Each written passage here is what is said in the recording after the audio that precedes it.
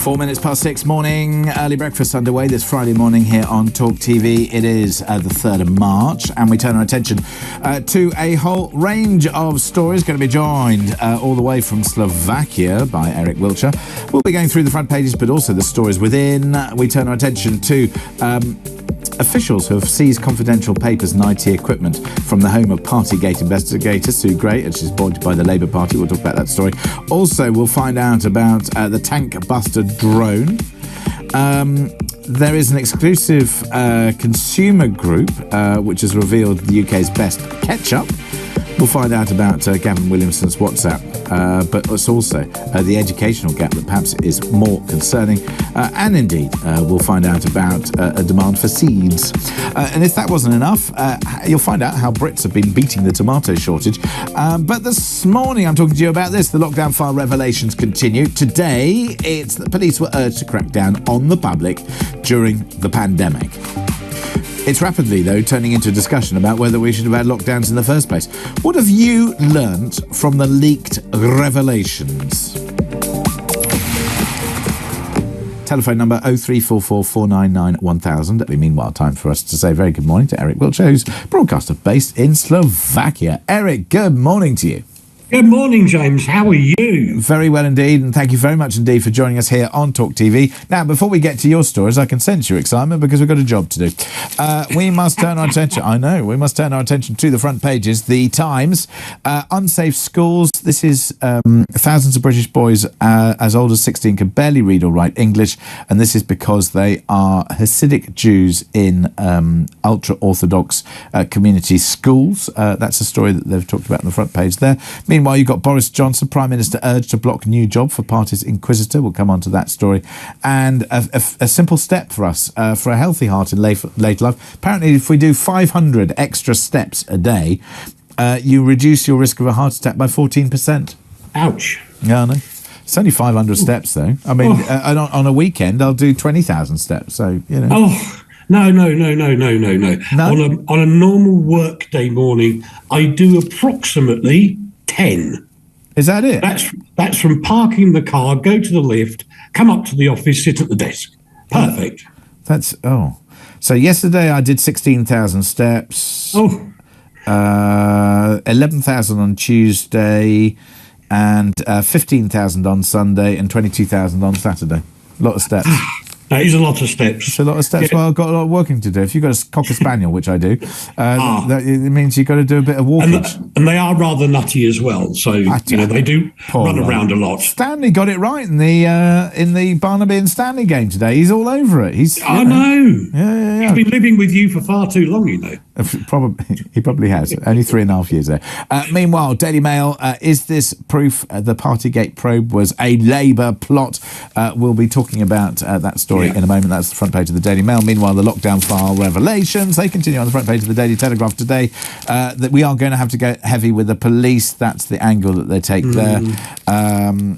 Then what we do, inside the features part of the Daily Telegraph, they've got my meeting with Prince Harry's trauma expert. And then on the back page, they've got Sarah Ferguson, the real reason why I'll always stand by Andrew. Yes. Then we've got the I newspaper, MI5's missed chance to stop the Manchester Arena bombing. That story also appears on the slightly more powerful way, I think, on The Sun. Manchester bombing inquiry, 22 who should be alive. MI5 failed in arena massacre, they say. That story also on the front page of The Guardian. Families fury at devastating MI5 failings in Manchester bombing. Meanwhile, Daily Star, clowns plotted to kill all our kitties. And then, of course, any opportunity to put a picture of Mrs. Slocum on the front page of the Star, and they'll do it. And then put make a cat joke based on the slightly softer word for cat. Bozo Johnson's panicky government also discussed killing all of Britain's cats in the early days of COVID. Meanwhile, it's an extraordinary story. Couldn't make it up. The Metro, the Great Betrayal. Somebody made it up, James. Well, indeed, somebody did make it up. The Great Betrayal, they say. Hancock fury over leak of ministers' WhatsApp messages. Matt Hancock says he's been betrayed by the writer who worked on his pandemic diaries with him for a year and then leaked 100,000 of his WhatsApp messages, including one calling teachers absolute maybe if the book had sold a few more copies, that wouldn't have happened. I don't think so. I think it was always going to happen. But anyway, Yeah. but then, of course, we do have Isabel Oakeshott, who is indeed a colleague here at TalkTV, their international editor. She says, hard though it may be for him to believe this isn't about Matt Hancock or indeed about any other individual politician, nor is it about me. She says, the greatest betrayal is of the entire country. We're all let down by the response to the pandemic and repeated unnecessary lockdowns. Then she goes on to talk about children. Then she goes to talk about it and concludes, I make no apology whatsoever for acting in the national interest. The worst betrayal of all would be to cover up these truths. Funny that I had to get a doctor during the pandemic to beg to get me an injection because of all the screw up with the Brussels, come this, come that, come the other, and we had no injections at all. Were you based in Slovakia or were you stuck in the UK? I was here.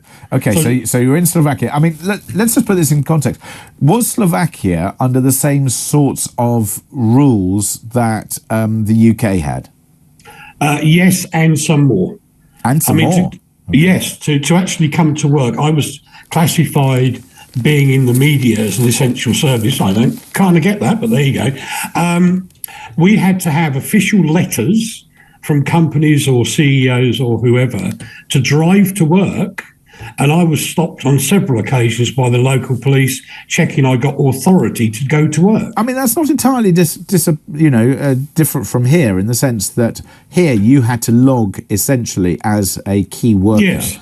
And they had the documents that I think they then supplied to the powers that be. I mean, I do get that, and that's how they ran it. Okay, so there we are. I can sense your excitement, Eric, because just before we get to the stories that you want to talk about, we've been asking this morning what you've learned from the leak revelations that we've seen in the Telegraph. Williams is Scotland. William, morning. A newspaper review with Eric Wiltsher continues with me, James Max, here on TalkTV, where I'm getting quite a lot of incoming from my discussion with Lenny from London. Lenny and I speak quite regularly, and therefore I feel as if maybe I can go a little further with the joshing that we're doing. According to Jana, are you now the spelling police? How rude was your presenter to Lenny from London? And it wasn't even spelling, it was pronunciation, and it was, it was just pandemic. I said it's pandemic and everything else. But then also we learnt. Eric, I understand that you knew what a costermonger was. Yeah. I didn't. A coster or costard, it's a street seller of fruit and vegetables in British towns. The term is derived from costard and monger, and later became used to describe hawkers in general. So there we are. No, I learned from Lenny. So I don't want to, exactly. I don't want. My grandfather was a Cockney, and one of the other things they used to do, if they were well off, they used to race the greyhounds. Ah, the greyhounds. Now, Cooperman has been in touch and said, I always said that lockdowns and face masks were a massive fascist overreaction, and I was called I was called a conspiracy theory, he says. Do you know the difference between a conspiracy theory and the truth? It's about 3 months these days, says Cooperman. Now, we must get to your story. Here's a wonderful conspiracy theory. This is all about what's happening at the top of the Conservatives and the Labour Party, and you want us to head to the Daily Mail. I do indeed. It's this whole thing about Sue Gray and uncivil servants. How many civil servants are civil? Very few of them. And they're asking to seize everything from her. No. Why did she take anything in the first place? You don't take things from your government office to your home. They stay in your government office. And furthermore, it does kind of hint, and I know I'm slightly joking here, James, but it does give you the impression of Yes Minister all over again. Well, I think there's a reason why that show was so popular, because it was so close to the truth. And it was reality. It was reality, but I also think that there is something in this that I feel very uncomfortable about. A senior civil servant who undertook a particular role, they're supposed to be impartial, and then going to work for an organisation that is obviously very political. with the knowledge that she has, particularly the role that she undertook in that investigation and the information, therefore, that she has either in her brain or indeed the hard drive. But then it's in the same way that when somebody who's very political then goes to work for an organisation that's supposed to be impartial, such as the BBC, I feel very uncomfortable about that. Yeah, indeed so. We were all, and I'm sure you had the same coaching when you were starting out, we were always told to be impartial as broadcasters. We were not allowed to have a political view. So if that's okay for us, why is it not the same? Yes, I'm not sure I necessarily went to that particular oh, I did. Particular lesson, because I was never trained as either a journalist or a presenter, can you tell? But having said that, when I worked for the BBC, I did have that conversation because I was very keen to make sure that I was able to adhere to their rules. And at no occasion during my 2.5 years there was I found not to be. So there we go. Meanwhile, let's move to the Sun. We've got a tank buster drone. That is probably slightly on more towards my direction of the world. I can tell you there's so many pieces of misinformation floating around about the Ukraine. I live about 45 minutes from the Ukraine. Very, very close. I talk to Ukraine people all the time. And to be honest, James, these people need to actually have the tools to stop the war. I don't want war. They don't want war. Nobody wants war. We want the grain, for goodness sake. It's pushing the prices up of everything. And yet, everybody seems to get into a panic when somebody says, give the Ukraine some more arms. Why not? Well, what is the problem with that? Are there any food shortages where you are? Yes. There's both food shortages. Are you... Oh, hang on a second. You're not blaming Brexit, are you? Oh, please. Oh, please. No, I'm not even going to go there at all. It's absolutely puerile argument. Brexit has nothing to do with the problem of weather conditions across Europe. Hey, we didn't ship the UK out into the middle of the Atlantic, so move it away. What food is difficult to get hold of where you are? Typically fresh foods, tomatoes, cucumbers, that sort of thing. Excellent. Right, okay, let me just highlight to you, then you might like to know, there's a story on in the Sun today. Salad shock, they say. Desperate tomato lovers are tackling shortages by raiding all-you-can-eat salad bars at Harvester restaurants. Brazen diners have been spotted filling their own plastic boxes with the salad favourites before sneaking out. Well done, The Sun. That's a fantastic story. Meanwhile, another consumer story. Let's talk about the best ketchup. And it's, this is in the Mirror. This is presumably taking on Heinz tomato ketchup. How can you do that? There is only one ketchup in the world, but there are others available, obviously, because we're on the TV. How can you say a watered-down ketchup can taste as good as the 57 varieties version? Well, what have they found in this survey? Because I beg to think that they can't be right. Well, the bottom line is it's the taste test against value. Now, I'm sorry, did they have a palate when they did the taste test? I don't know. Which one did they reveal was the best? They thought Colt was best. No, it's not happening. No. There are a few things. There are a few things that I don't care how bad the cost of living crisis gets. And as I did write in the FT last week, I said the step too far is when you move away from branded bog paper, or indeed certain condiments. Meanwhile, let's talk Gavin Williamson. Forget those WhatsApp messages. There's another kind of education gap that's the real scandal, and this is in the eye. I can see both sides of this argument to a degree.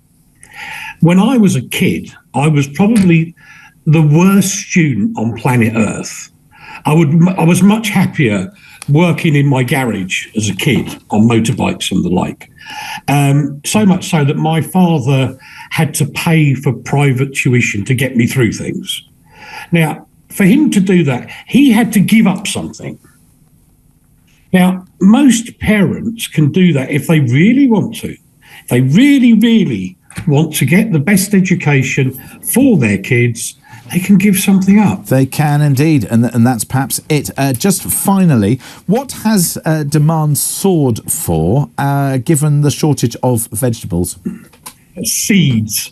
And why not? Very quickly, there's nothing better than going to your garden or your balcony and picking fresh tomatoes without having to go to the super. At any moment now, Eric, the planting will start in my greenhouse for this year's crop. I love to grow my own stuff.